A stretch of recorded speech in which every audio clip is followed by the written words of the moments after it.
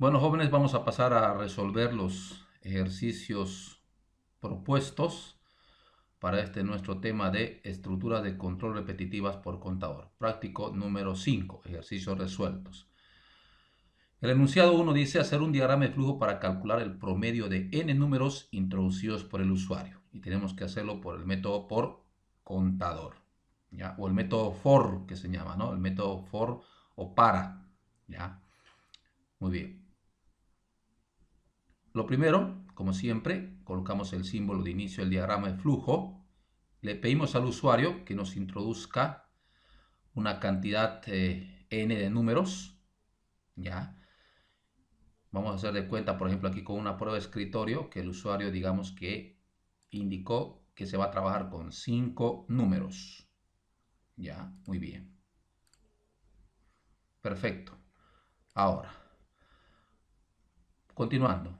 Inicializamos un sumador porque aquí nos pide un promedio y en el promedio entra lo que es la suma, ¿no? Entonces inicializamos un sumador en 0. ¿Ya? Aquí vamos a anotar en la prueba de escritorio que estamos empezando el sumador en 0 porque no hemos sumado nada todavía, ¿verdad? Muy bien. Aquí ya entramos a lo que es ya la estructura de control repetitiva, ¿no? Y aquí vamos a utilizar el método for o el método por contador. Vamos a utilizar una variable i para contar los números, una variable i, ya sea minúscula o mayúscula, ¿ok? Y vamos a decir que esa variable i va a inicializar en 1 y va a llegar hasta el valor de n. Es decir, i va a tomar un valor desde 1 hasta n. Rango mínimo 1, rango máximo n. ¿Sí? Y mientras i está entre ese rango, entonces vamos a repetir los procesos o pasos que están aquí.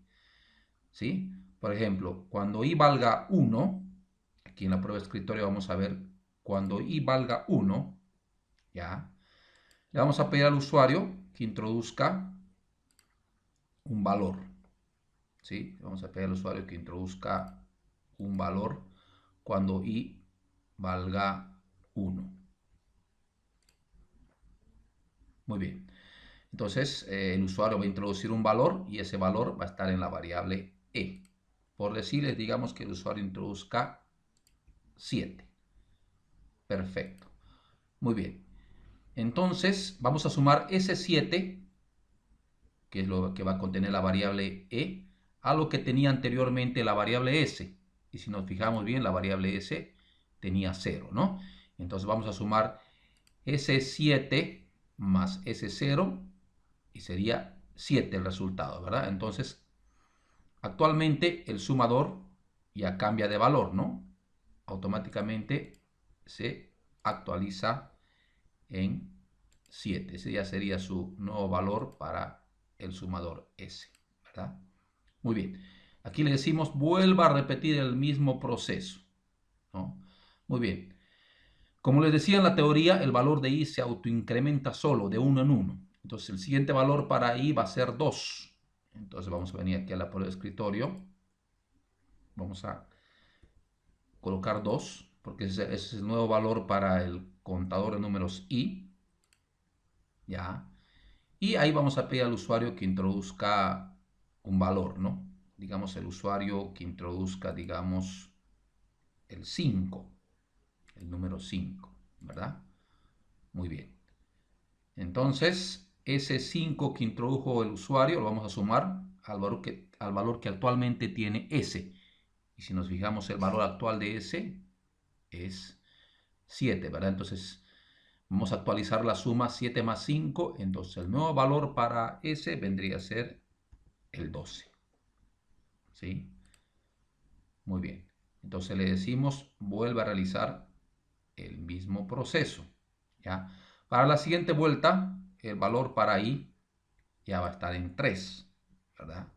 Va a estar en 3 el valor del contador de números. Quiere decir que vamos a ir por nuestro tercer número. ¿Ya? Y ahí le pedimos al usuario que introduzca ese tercer número. Digamos, el usuario introduce el valor de 4. ¿Ya? 4. Muy bien. Ese 4 que es el valor que tiene actualmente E, lo voy a sumar a todo lo que tenga acumulado el S. Y el último valor que acumuló S es 12. Ese 12 voy a sumarlo al 4 y voy a obtener 16, que es el valor actual que tiene ahorita el sumador, ¿no? Muy bien, vamos a venir por acá y nuevamente vamos a decir que repite el mismo proceso. Entonces, I se autoincrementa solo, I que hace rato valía 3, ya va a valer 4, que quiere decir que vamos a ir por nuestro cuarto número, ¿ya? Muy bien, aquí le pedimos al usuario que introduzca ese cuarto número, digamos 10, ¿ya? Entonces el valor de E toma 10, ¿ya? Y ese 10, que es el actual valor de E, lo va a sumar a lo que tenga sumador ahorita. Nos verificamos cuánto tiene sumador, 16, ¿verdad? Más el 10, el último valor de E es 10, entonces la suma se hace 26. Entonces el actual valor del sumador S será 26. Muy bien. Le decimos repita el proceso. Muy bien. Y se autoincrementa y ya está en 5. Entonces nos aprestamos a leer nuestro quinto número. Digamos que el usuario introduce 8. Ya. Muy bien. Ese 8, que tiene el actual valor de E, lo sumamos a lo que actualmente tiene el sumador S, que es 26. 26 más 8, 34. ¿Ya? Entonces actualmente el sumador S tiene 34. Y le decimos que se incremente al siguiente valor I. Pero I solamente tiene que llegar hasta 5, pero al autoincrementarse se pasa de ese 5 porque ya I vale 6. Entonces en ese momento automáticamente tiene que salir del bucle. Termina la ejecución del bucle y vamos a calcular el valor del promedio, que sería igual a todo lo que acumuló S. En este caso, S al final acumuló 14. Perdón, 34. 34, ¿no? Exactamente. Que es la suma de todos estos números de acá, 34. Ese 34 lo vamos a dividir entre la cantidad de números 5, ¿no? Más o menos nos saldría 6 puntos y algo, ¿no? Y ese es el valor el que se va a imprimir en la variable P. Y finaliza el diagrama. Muy bien. Vamos a ir un poquito más rápido con los otros diagramas. Dice aquí el segundo, hacer un diagrama de flujo para calcular la suma de los números positivos de n números introducidos por el usuario. De la misma forma, le pedimos al usuario que introduzca la cantidad de números, n, ¿ya? Por supuesto, como vamos a hacer una suma, el sumador empieza en 0 y va a ir desde 1 hasta n, ¿sí? Y cuando se sobrepase de ese n, ya el bucle tiene que terminar, ¿no? Muy bien, mientras no se sobrepase de n, entonces vamos pidiéndole al usuario los valores en la variable e y vamos verificando, ¿no? Si ese número es mayor a 0, quiere decir que es positivo, por lo tanto, ese valor tiene que sumarse al actual valor de la suma, ¿no? Como lo vimos en el anterior ejemplo. Muy bien.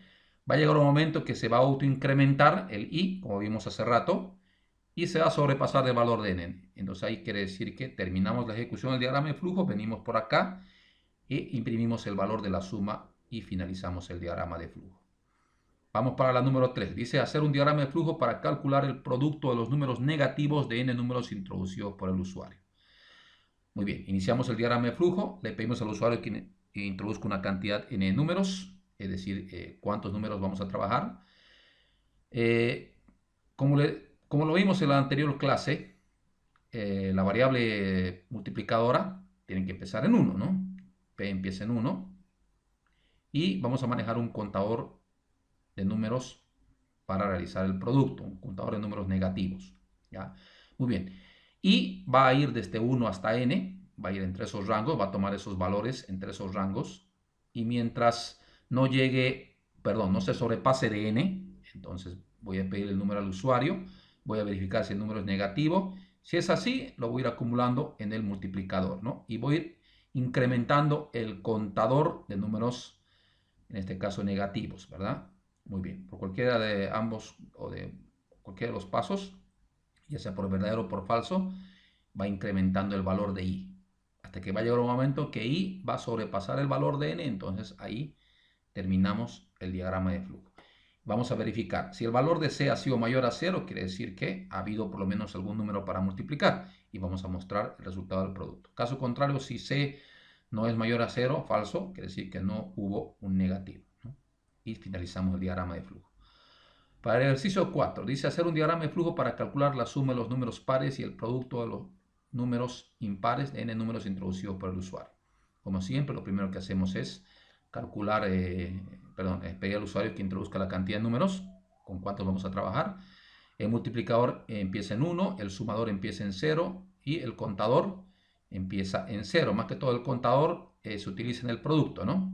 ¿Ya? Para verificar que por lo menos tengamos algún número para realizar el producto y no termine el resultado en 1, ¿no? Muy bien. Y empieza en 1 y va a tomar los valores hasta n. Cuando se sobrepase de n, entonces el diagrama, la estructura de control debería terminar, ¿no? Pero mientras i esté entre 1 y n, lo que hacemos es pedirle un número al usuario, verificar. Si ese número es par, ese número lo sumamos, ¿verdad? Y lo vamos acumulando en ese. Caso contrario, si es impar, ese número lo multiplicamos y vamos acumulando el multiplicador y el contador se incrementa en 1.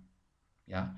Va a llegar un momento que tanto autoincrementarse y se va a pasar, va a sobrepasar el valor de n, entonces ahí automáticamente termina la estructura de control repetitiva por contador y preguntamos, lo que acumula el contador fue mayor a 0, si es así, entonces vamos a mostrar el resultado del producto y de la suma. Caso contrario, si el contador no es mayor a 0, quiere decir que no hubo ningún número impar, pero muestra el resultado de la suma, ¿no? Ya. Perfecto. Vamos con el número 5. Dice hacer el diagrama de flujo para calcular la división entre la suma de los números positivos y la suma de números negativos de n números introducidas por el usuario. Muy bien. El símbolo inicio del diagrama de flujo. Le pedimos al usuario que ingrese la cantidad de números. Inicializamos un sumador de positivos en 0 y un sumador de negativos en 0. Muy bien. Nos centramos a la estructura de control repetitiva por contador, ¿ya? Donde i va a tomar un rango de 1 hasta n números, ¿ya? Muy bien, mientras i no se sobrepase de n, voy pidiéndole al usuario que introduzca un número, voy verificando. Si ese número es positivo, se incrementa o va sumando ese número y lo va sumando al acumulador o al sumador de positivos.